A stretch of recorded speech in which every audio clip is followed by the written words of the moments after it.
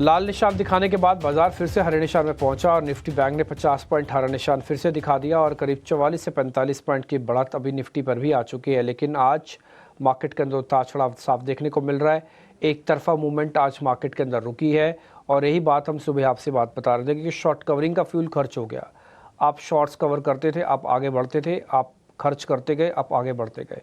Market ऐसा reward कर रहा था कि आप 8-8%, 6-6% का रोज़ शॉर्ट स्क्वीजिंग कर रहे थे और बाजार बैक टू बैक आपको नंबर्स दिखा के रिवॉर्ड भी कर रहा था। कुल मिला के अब सामने एक्सपायरी खड़ी है। आज हो गया 25 तारीख, 25, 26, 27, ये 3 दिन मार्केट्स के अंदर आगे का अप्रैल महीना कैसे रहेगा, ये डिसाइडिंग फैक्टर होंगे। इसमें रोल ओवर के नंबर बहुत इंपॉर्टेंट होंगे।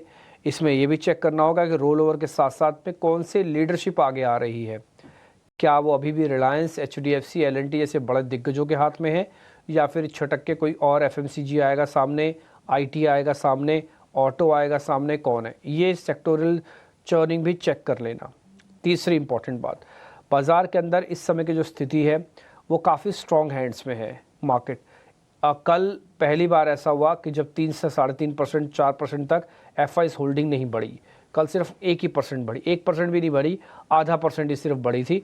32, 32.5 की होल्डिंग्स हुई हैं। तो वहाँ पे भी थोड़ा सा ना रुकावट आई है और बाज़ार थोड़ा चला भी हुआ है। आप देखो जितनी गिरावट हुई है मार्केट के अंदर, 54-55 हज़ार से बैंक निफ्टी टूटा था, 48,000 तक गया। आज हम 52,000 का लेवल भी देख लिया। 50% से ज़्यादा की रिकवरी सिर्फ 15 दिनों में हुई है। इसी मार्च के मंथ में, स्टार्टिंग ऑफ द मंथ में हम 48,000 का लेवल देख रहे थे। इसी मार्च के आखिरी में हम 52,000 का लेवल भी देख रहे हैं। तो आप खुद ही अंदाजा लगा लीजिए, ये आपकी स्क्रीन पर बकायदा जिस मंथ का चार्ट आ रहा है, आपने 48,000 इसी महीने में देखा और इसी महीने में आपने 52,000 भी देखा। तो ये बताने के लिए सफिशेंट है कि बाज़ार के अंदर मूव काफ़ी वर्टिकल है, काफ़ी बेहतर है। साइडवेज कंसोलिडेशन की सख्त रिक्वायरमेंट है, वो होगा और 100% होगा। बस थोड़ा सा भी समय और चाहिए।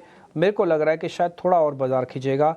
आज 23,800 वापस भी रीगेन कर सकता है। देखते हैं होगा कि नहीं होगा। एक बार तो 23,800, ना केवल 800 बल्कि उसके ऊपर भी मार्केट चल चुका है। प्रशांत सावंत आज के हमारे मेहमान हैं, उनसे करेंगे बातचीत। बहुत सारी चीज़ें हैं जो आपके सामने हमें रखनी है, हम रखेंगे आगे चल के इसी कार्यक्रम में। तो अगला आधा घंटा हमारे साथ आप बने रहिएगा। जब प्रशांत जी से हम बात करें, निफ्टी बैंक निफ्टी के बारे में पूछें, अलग अलग स्टॉक्स के बारे में उनसे चर्चा करें, उससे पहले आपको रिपोर्ट कार्ड दिखाना बहुत ज़रूरी है। अजीत मिश्रा कल के हमारे मेहमान थे, उनका रिपोर्ट कार्ड दिखाते हैं आपको।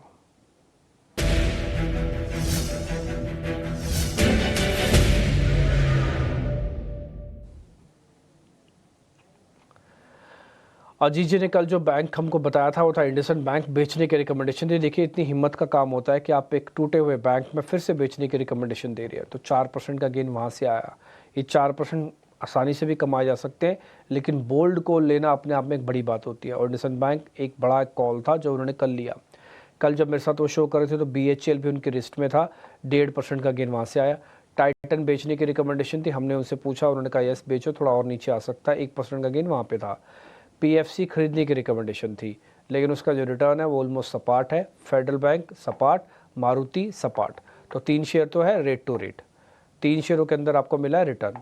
तो तीनों शेयर हमने पहले वाले आपकी प्लेट जो दिखाई है उसमें रिटर्न दिखेगा, सेकंड वाले में सपाट आपको दिखेगा। नेट में आपने पैसा बनाया है। आगे देखते हैं क्या होता है। कल उन्होंने एक ऑप्शंस का ट्रेड भी आपको बताया होगा निफ्टी का, उस ऑप्शंस के ट्रेड के अंदर भी आपको बेनिफिट हुआ होगा। आज सुबह भी निफ्टी चला है, गैप के साथ खुला है, तब भी आपको बेनिफिट हुआ होगा, लेकिन उसको हमने लिखा नहीं, उसको हमने छोड़ दिया। लेकिन ये बात मान कर चलना, उस ऑप्शन से भी आपको बेनिफिट हुआ ही होगा। ठीक है जी। तो अब थोड़ा हम और आगे बढ़ जाते हैं। अब जरा प्रशांत सावंत से बातचीत करने का वक्त हो गया है, उनसे जरा समझते हैं क्या करना चाहिए। प्रशांत जी नमस्ते। आज हमने 23,800 वाले लेवल को पार देख लिया और ठीक एक्सपायरी से पहले जो शॉर्ट कवरिंग का फ्यूल होता है वो काफ़ी बड़े लेवल पे हमने खर्च किया। पोजीशन इतनी लाइट है इस समय कि अगली सीरीज़ के अंदर पोजीशंस को भरना पड़ेगा, क्योंकि इतनी लाइट सीरीज़ के साथ अगर आप गए अगली सीरीज़ में तो बहुत ऊपर नीचे होगा, वॉलेटिलिटी बहुत ज़्यादा हो जाएगी, एकदम से बढ़ जाएगी। तो इसलिए थोड़ा डेंस करना पड़ेगा फ्यूचर्स को। ये डेंस अगर लॉन्ग से हुआ तो बाज़ार और चलेगा, अगर वापस शॉर्टिंग हावी हुई तो बाज़ार को थोड़ा नीचे भी आना होगा। आपकी कैलकुलेशंस क्या कहती है सर? जी डिम्पी जी, वेरी गुड आफ्टरनून और सभी दर्शकों को नमस्कार। तो यहाँ पे अगर हम निफ्टी को देखें तो आज एक करीबन 5 से 6 दिनों की स्ट्रॉन्ग पुल बैक के बाद एक थोड़ा हम रेजिस्टेंस के करीब जाए, वहां पे जो एक्सपेक्टेड रिएक्शन है वो आ रहा है। तो यहाँ पे रणनीति क्या होनी चाहिए? सबसे पहली बात, जो लॉन्ग्स कैरी कर रहे हैं पोजिशनली काफी वक्त से, उनका ट्रेलिंग स्टॉप लॉस अब क्लियरली 23,650 के आसपास, 650 670 होना चाहिए, ताकि करंट लेवल से 50-60 पॉइंट नीचे आपके प्रॉफिट बुक हो जाए।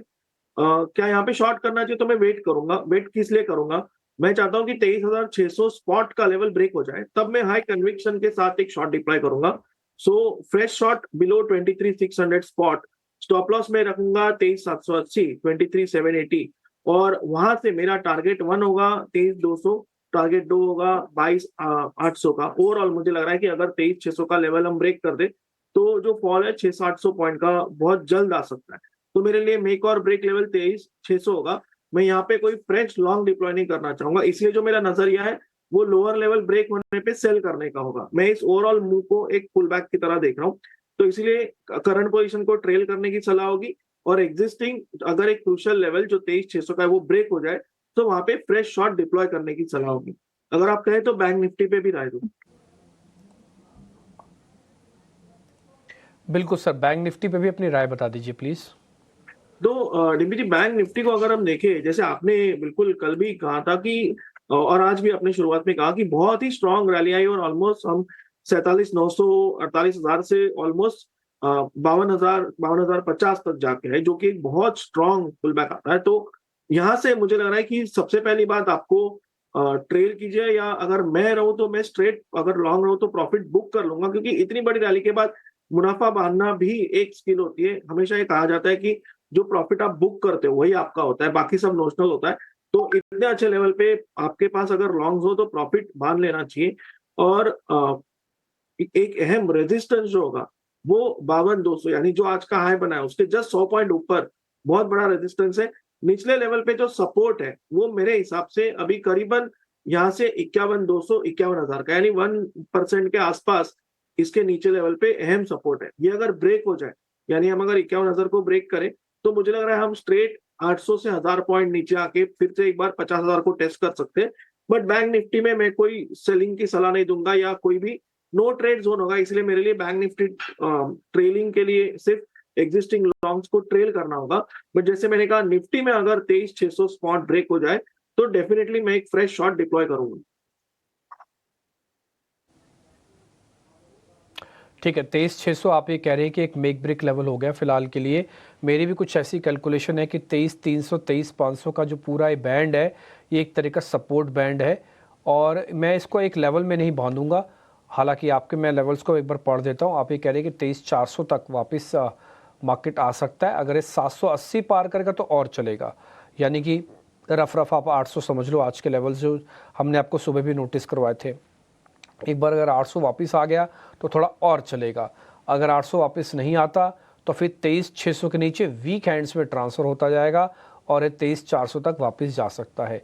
यानी यहाँ से 250-300 पॉइंट नीचे आपको निफ्टी मिल सकता है, अगर आप मौका देखना चाहें। बोले हम शॉर्ट करने में बिलीव नहीं करते सर, हमने पहले भी खरीदारी करके रखा था, आज हमारे रेट आ गए, हमें शॉर्ट सूट नहीं करता। तो फिर आप वेट एंड वॉच करो, फिर आपको कुछ नहीं करना है। फिर आप थोड़े डिप की वेट करो, डिप मिल गया तो ठीक है, नहीं मिला तो कोई बात नहीं, ठीक है ना। तो जल्दबाजी मत करना, गलत फैसले मत लेना, इरेशनल मत होना, नो एग्रेशन नो डिप्रेशन के स्टांस को बनाए रखना, and by right and sit tight होना चाहिए। ठीक है जी, ये तो हो गया निफ्टी का पॉइंट। बैंक निफ्टी हमने अवॉइड कैटेगरी में डाल दिया, थोड़ी थोड़ी प्रॉफिट बुकिंग है, वर्टिकल राइज है, तो उसको हम थोड़ा पीछे डाल रहे हैं। अब सीधा शेयर्स पर आते हैं। ताज़ा खरीदारी वाले शेयर्स अब आपकी स्क्रीन पर आएंगे।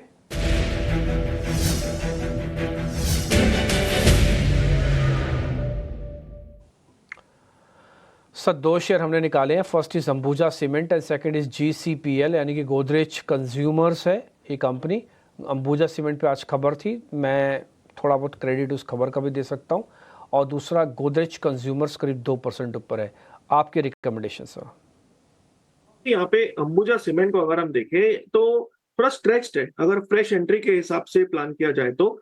अभी हम 532 पे ट्रेड कर रहे हैं, ये पुल बैक 200 दिनों की एवरेज 545 547 के आसपास जा सकता है। सो रिस्क रिवॉर्ड के हिसाब से सिर्फ जो एग्जिस्टिंग कोई अगर लॉन्ग होल्ड कर रहा है, वो आज के डे लो को यानी 520 को एक ट्रेलिंग स्टॉप लॉस के हिसाब से रखे, और जो 545 है यानी 200 दिनों की एवरेज, उसको एक टारगेट की तरह रख के होल्ड कर सकते हैं। फ्रेश पोजीशन लेना नहीं चाहूंगा, बट इसी के सामने मैं जब गोदरेज कंज्यूमर देखता हूँ, मैं यहाँ पे डेफिनेटली लॉन्ग जाना चाहूंगा। हम ऑलमोस्ट 1129 पे ट्रेड कर रहे हैं और आज का जो डे लो है वो 1098,098 का है। उस स्टॉप लॉस के हिसाब से लंबा हो जाएगा। तो मैं यहाँ पे जो स्टॉप लॉस रखूंगा वो होगा करीबन 1115 के नीचे, यानी 1112 1114 के आसपास स्टॉप लॉस रख के मैं लॉन्ग जाना चाहूंगा। मेरा यहाँ से जो टारगेट होगा वो होगा करीबन 1155 से लेके 1165, 1165।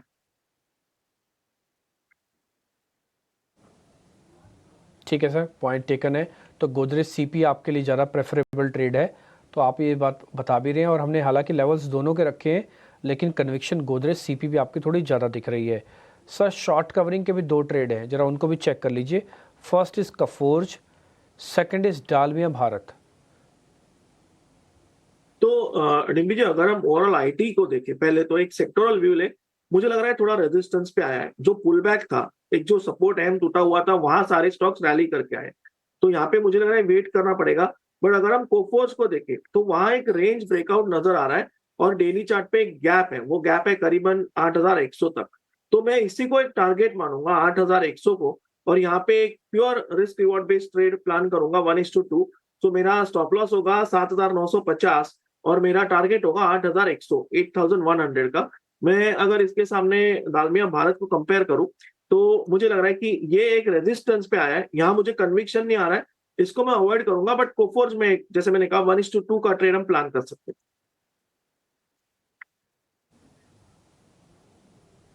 ओके ठीक है, कफोर्ज में एक बार आप ट्रेड कर सकते हैं। 8100 तक के टारगेट्स हैं, 7950 का एक स्टॉप। इसी कार्यक्रम की जब हमने शुरुआत की थी तो निफ्टी और बैंक निफ्टी हरे निशान में थे। इसी कार्यक्रम के सिर्फ मिड में है, अभी सिर्फ 15 मिनट ही हुए हैं इस कार्यक्रम को चले हुए, लेकिन बैंक निफ्टी और निफ्टी दोनों लाल निशान में आ गए हैं। ये दोनों ही खोखले हैं, ना तो निफ्टी एकदम से आपको पकड़ बनाएगा, ना ही बैंक निफ्टी एकदम से पकड़ बनाएगा। ये दोनों बहुत ही लाइट हैं।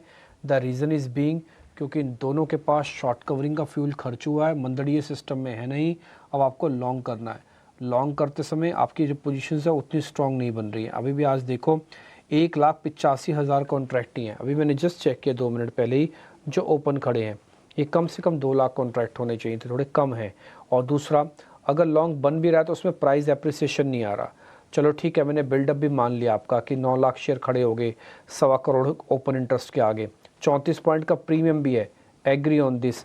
बट आपका प्राइस एप्रिसिएशन नहीं आ रहा। तो प्राइस एप्रिसिएशन इसलिए नहीं आ रहा क्योंकि राइस काफ़ी छोटे समय में काफ़ी तेज़ी से हुआ है। तो इसलिए इस राइस का या तो वेट करो, या तो शॉर्ट तो करना ही नहीं है, ये तो फिक्स है, शॉर्ट नहीं करना। बट हाँ, तेज़ी समय ऊपर आते समय थोड़ा देखना, या तो लेवल्स को वापस आ जाने दो, जैसे कि 23,800 एक बार फाइनली आ जाने दो, उसके बाद कवरिंग करना। यही प्रशांत सावंत ने भी आपको बताया भी है। अब जरा मंदी वाले शेयर्स को चेक करवा लेते हैं, अगर कोई ट्रेड वहाँ बनता है तो एक बार ज़रा देखते हैं। लेके आइए शॉर्ट।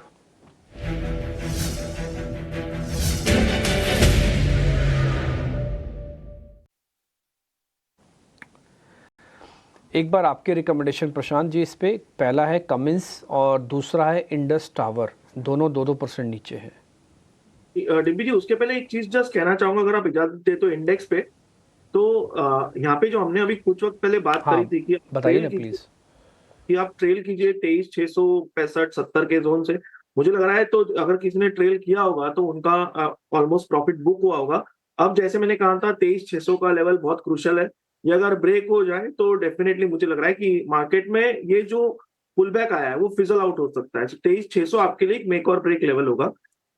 अगर हम अभी करंट लेवल पे जैसे हमने कहा कि कमिंस इंडिया को देखें तो यहाँ पे एक रेजिस्टेंस लेवल था जो आज का हाई बना हुआ है, ऑलमोस्ट मान के चलेंगे 3,100 का, 3,080 का हाई बना हुआ है। वहां से रिएक्शन लेके हम नीचे आ रहे हैं। मुझे लग रहा है कि यहाँ पे आप एक शॉर्ट डिप्लॉय कर सकते हो करीबन करंट लेवल 2970 पे। आपका स्टॉप लॉस होना चाहिए 3,000 के जस्ट ऊपर, यानी 1% रिस्क होगी 3,010। ये स्टॉप लॉस आप स्पॉट में रख सकते हो। यहाँ से आपका टारगेट होना चाहिए 2870, पहला टारगेट, जहां पे 20 दिनों की एवरेज प्लेस्ड है। 2870 अगर ब्रेक हो तो आप 2825 भी देख सकते हो।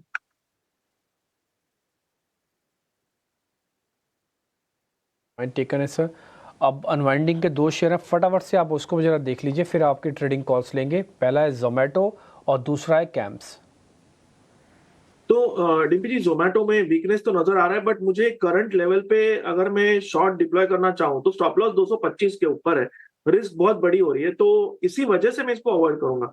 बट एक सलाह डेफिनेटली दूंगा, क्योंकि ये हमने शॉर्टिंग लिस्ट में निकाला हुआ है कि किसी के पास अगर लॉन्ग हो, आप होल्ड कर रहे हो, आपका स्टॉप लॉस बहुत क्लियरली 200 का होना चाहिए। ये स्टॉक किसी भी वजह से नियर फ्यूचर में 200 के नीचे क्लोज हो स्पॉट में, आपके लॉन्ग्स एग्जिट होने चाहिए। तो इस चीज का आप ध्यान रखिए। इस लेवल पे शॉर्टिंग अवॉइड करूंगा, जैसे मैंने कहा, रिस्क रिवॉर्ड की वजह से, वरना करंट स्ट्रक्चर बहुत वीक है। ठीक है सर, अब आपके ट्रेडिंग कॉल सर। तो रिम्पी जी, जैसे आपने शुरुआत में ही कहा था कि मार्केट काफी एक चॉपी जोन में है, तो मुझे सिर्फ एक ही स्टॉक रिस्क रिवॉर्ड के हिसाब से डिसेंट लग रहा है, वो भी शॉर्ट साइड पे होगा, वो होगा एंजल वन। यहाँ एक अच्छी रैली के बाद हम रेजिस्टेंस से टकराए, जब मैंने ऑलमोस्ट ट्रैक किया था तब ये 2340-50 पे ट्रेड कर रहा था, अभी ऑलमोस्ट 2325 हो चुका है, 2325। आपका स्टॉप लॉस 2360-55 के बीच में, 2355 के ऊपर होना चाहिए। 1% के जस्ट थोड़ी ऊपर रिस्क होगी। यहाँ से आपको जो टारगेट मिलने चाहिए वो करीबन 2270 से लेके 2225, 2225 तक के भी मिल सकते हैं।